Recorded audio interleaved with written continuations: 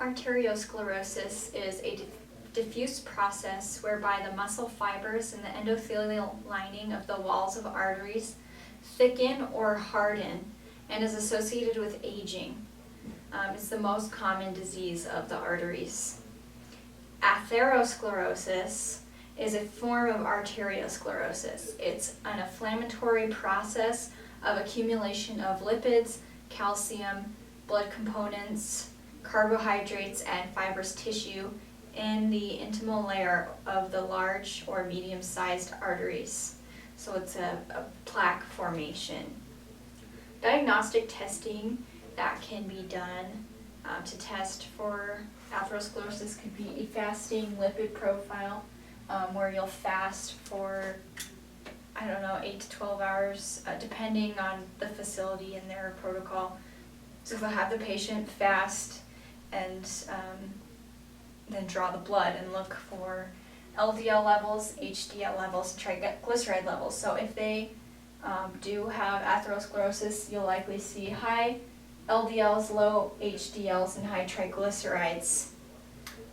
Signs and symptoms, usually there are none. Usually they don't have a lot of signs and symptoms.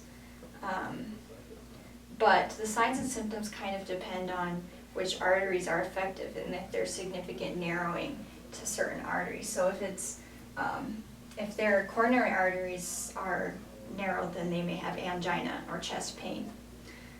If they have atherosclerosis leading to their brain, they may have sudden weakness or numbness in their arms or their legs, or they may have difficulty speaking or drooping muscles in their face. These could signal a transient ischemic attack, which if left untreated could be a stroke, so watch out for those symptoms.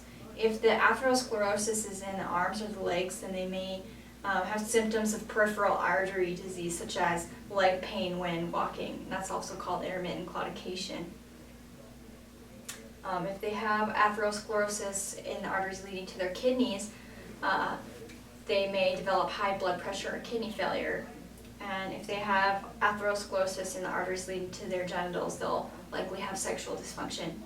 So depending on which arteries are affected, depends on which symptoms they will have. But usually these patients do not manifest any symptoms unless it's progressed. So medications that can be given are HMG-CoA reductase inhibitors, or they're also known as the statins, like Lipitor would be an example.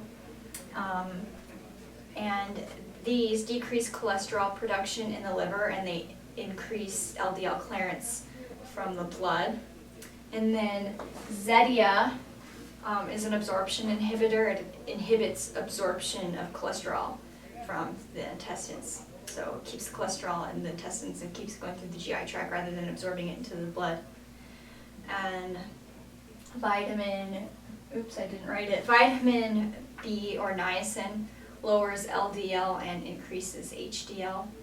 Lovasa is a triglyceride reducer, and these patients may also be taking beta blockers or calcium channel blockers to try to open up the vessels to help with blood flow.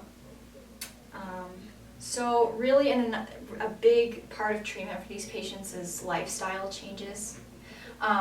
So some risk factors could be hypertension, high cholesterol, and that's usually caused by diet. However, sometimes genetics can play a little bit of a role in high cholesterol levels, but it can be controlled by diet most of the time.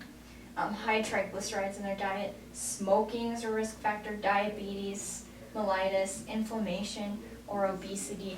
So if you look at these risk factors, a lot of these have to do with lifestyle. So lifestyle changes are very important for these patients. So as for their diet, they need to include more fruits and vegetables, lower non-fat dairy, lean meat, plenty of fiber intake, and then omega-3 fatty acids. And using canola, safflower, or sunflower oils, or plant oils, rather than using saturated fats like butter. And avoiding high cholesterol foods, so really fatty meats, eggs, cheese. And then also exercise actually significantly can increase HDL production and does have an effect on cholesterol. And then stopping, if they smoke, teach them to stop smoking.